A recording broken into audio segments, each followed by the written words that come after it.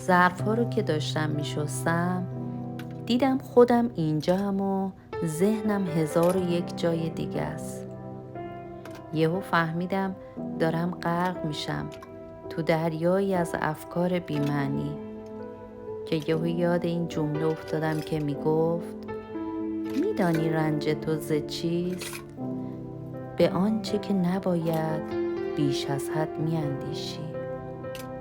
گفتم ای وای بر ما، با خودمون چه کردیم؟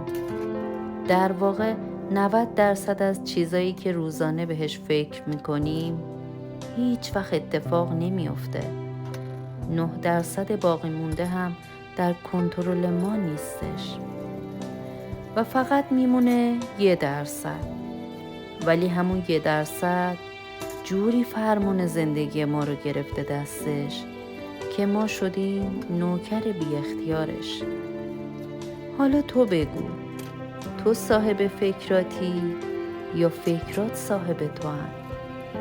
کدومش داره زندگی تو میچرخونه؟